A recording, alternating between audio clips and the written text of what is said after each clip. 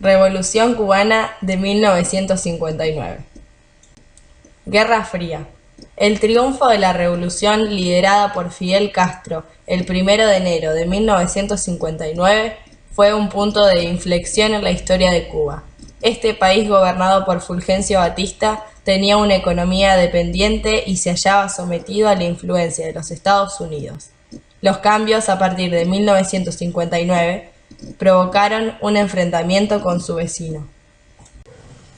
Esto ocurrió en un contexto internacional de disputa entre Estados Unidos y la Unión Soviética al que se denomina Guerra Fría.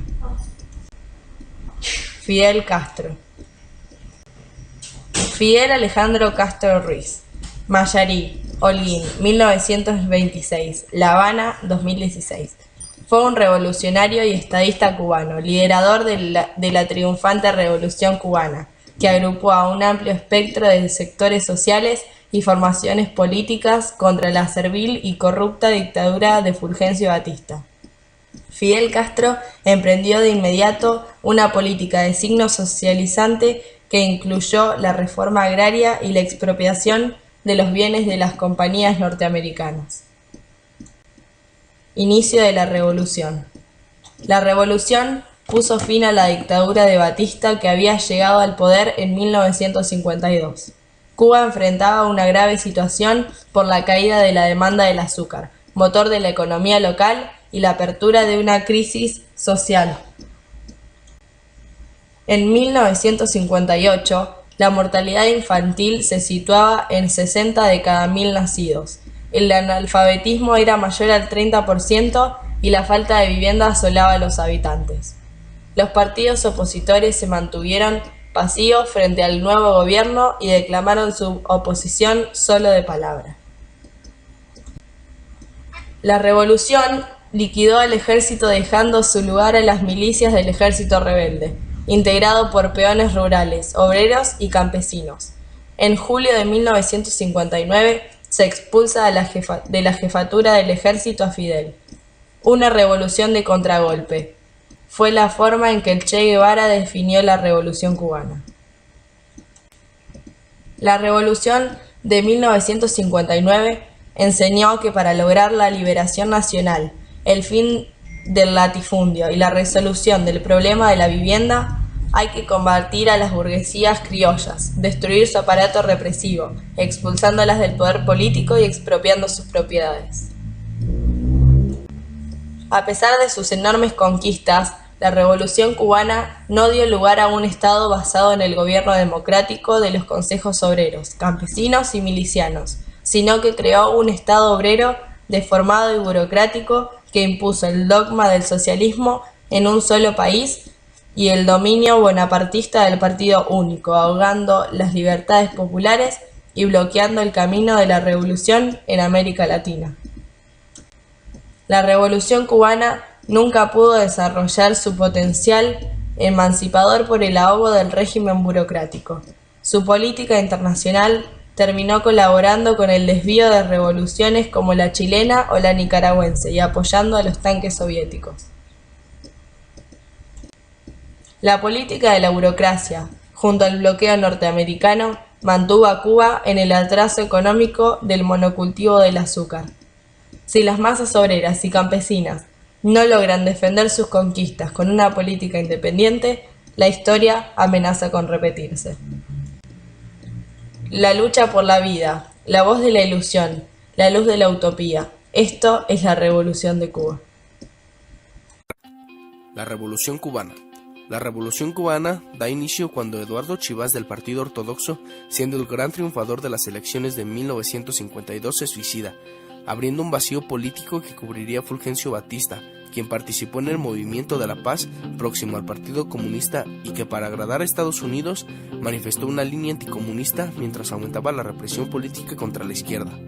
En ese contexto, Fidel Castro organizó el 26 de julio de 1953 el asalto al cuartel de Moncada en Santiago de Cuba, la segunda guarnición militar del país, una acción que sería el inicio de la insurrección popular para tumbar la dictadura, pero su fracaso reforzó momentáneamente al régimen. El aumento de la represión aisló a Batista, que en 1954 fue designado presidente tras unas elecciones sin competencia, que distendieron la vida política gracias, entre otras cosas, a la liberación de Castro y su partida al exilio.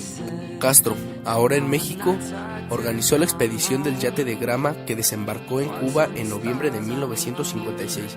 Pese a su derrota inicial, Castro y su movimiento 26 de julio o M26 crearon un foco guerrillero en Sierra Maestra, provincia de Oriente, que sería la base del ejército rebelde. El M26 había surgido de la izquierda del Partido Ortodoxo, con una ideología igualitaria, socializante, nacionalista y antinorteamericana.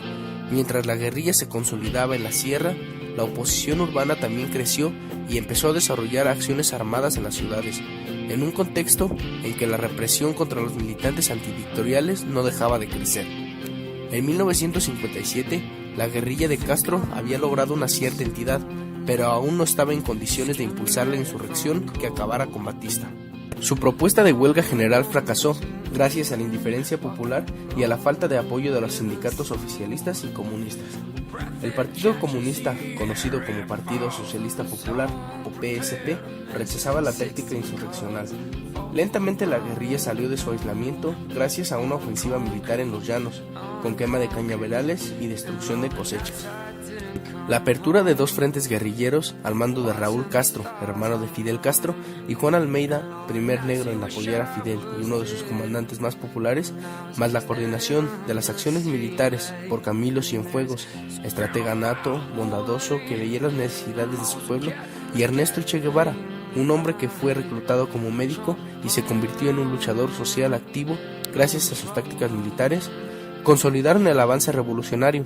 Mientras la integración militar del PSP en el M26 aumentaba la agitación urbana. Por su experiencia en la lucha revolucionaria y su mayor protagonismo, los cuadros comunistas ocuparon puestos claves en el M26 y controlaron el ejército rebelde con el aval de Fidel y Raúl Castro. Este es uno de los elementos que explica el rápido giro prosoviético de la revolución tras la toma de poder. En julio de 1958, el Pacto de Caracas consolidó la coalición antibatista y aceleró la caída de la dictadura, ya sin apoyo de Washington, que desde abril no le enviaba armamento. En agosto comenzó la ofensiva final y el 1 de enero de 1959, con el pueblo en la calle enarbolando las banderas de la moralización, el nacionalismo y el antiimperialismo, los seguidores de Castro tomaron La Habana.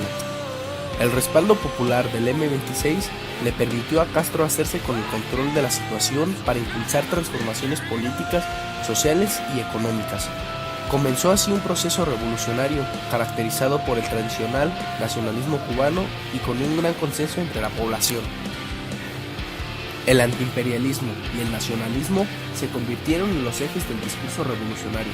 Patria o muerte es la principal consigna del régimen, que adoptó el marxismo-leninismo, y Castro señaló que en Cuba solo se podía ser revolucionario si se era comunista.